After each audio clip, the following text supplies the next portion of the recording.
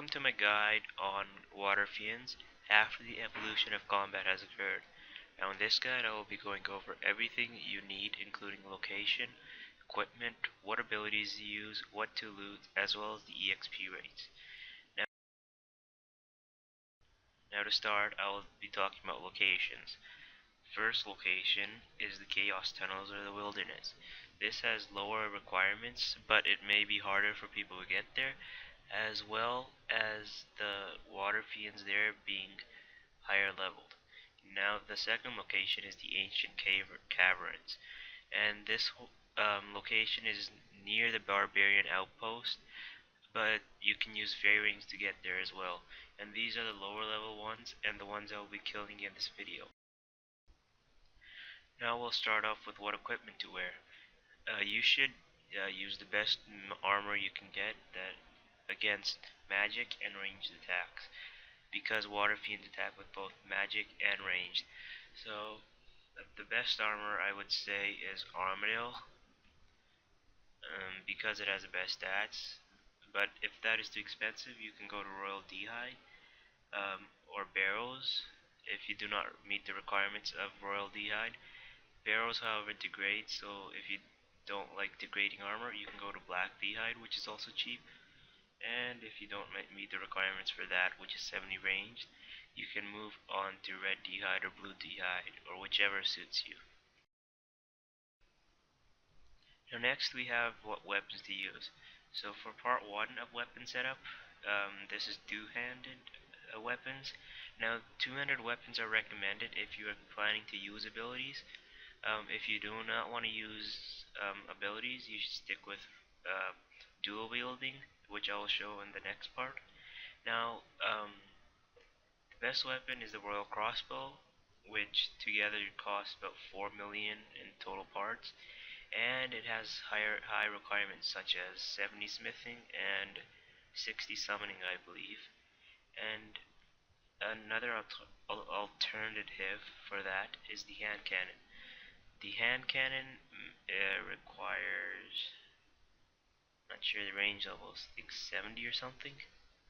Anyways, this requires completion of Forgiveness of a Chaos Dwarf. And this is what I personally use when killing water fiends. But if you do not meet the requirements for this, such as quest requirements or skill requirements, you can use the Black Salamander, which uses Harlander Tar, and this is much more cheaper than the hand cannon. But those are the weapons I recommend to use. And if you do not meet any of those requirements, just stick with a rune two-hand crossbow.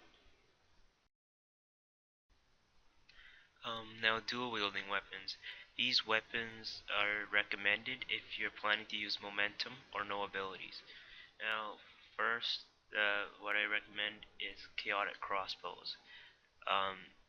These require 80 range, 80 dungeoneering. Total is I think 300,000 dungeoneering tokens. But if you're like me and hate doing dungeoneering, you can use rune crossbows, or I believe there are dragon offhand crossbows. I'm not sure about that. Now next part are your heads, boots, and gloves.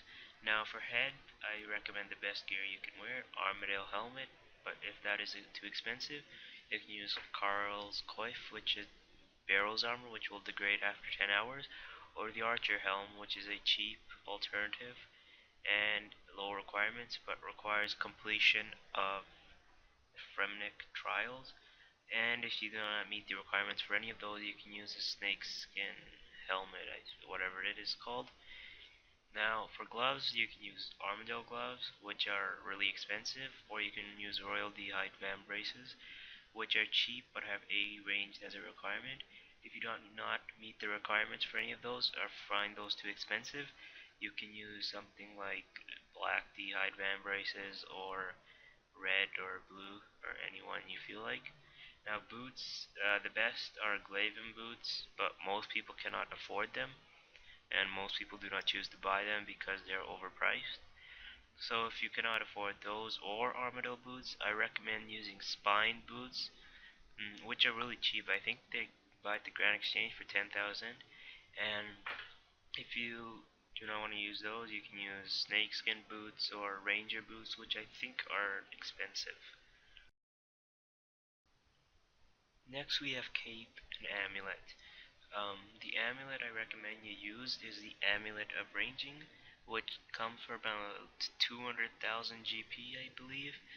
And if uh, you find that too expensive, you can use the Amulet of Glory. I recommend you don't use the Fury because the Amulet of Ranging has a better range bonus than that and is much less expensive. Now, the cape I recommend you use is the Completionist cape, which I don't have. The reason I recommend that is that it automatically collects bolts, similar to the Ava's devices, the accumulator.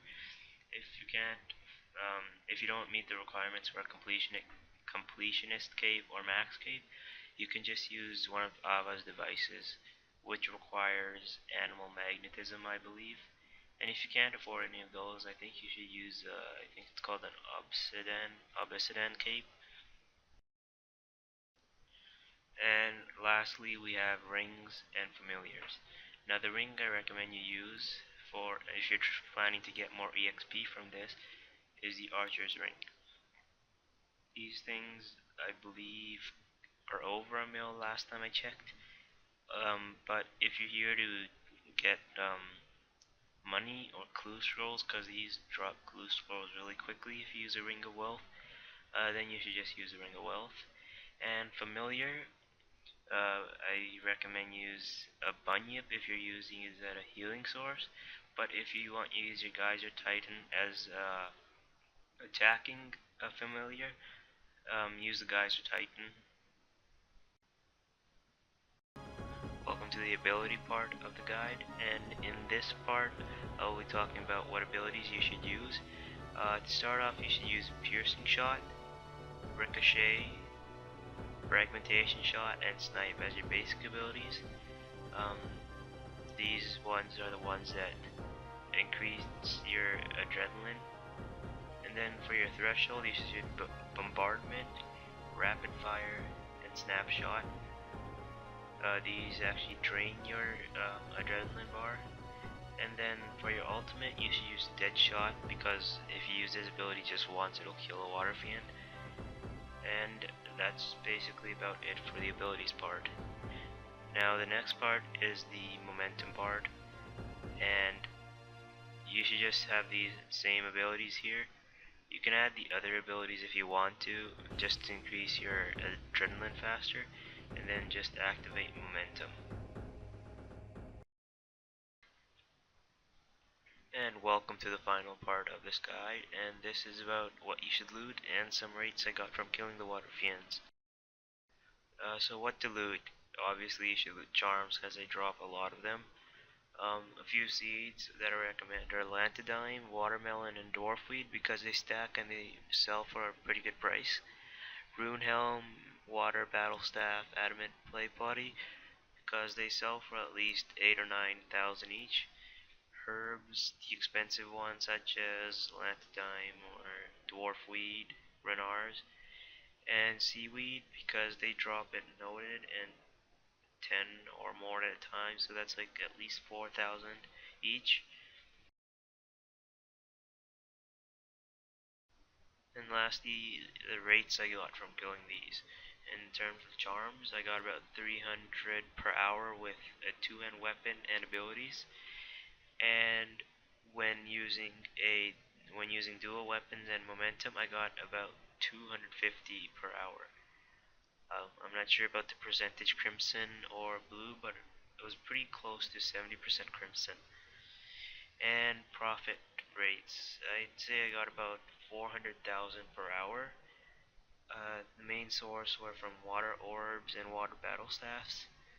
And the EXP rates with the 2-hand weapon and abilities, I got about 300,000 per hour, using no bonus items such as EXP boosting items, and about 220,000 per hour with dual weapons and using momentum.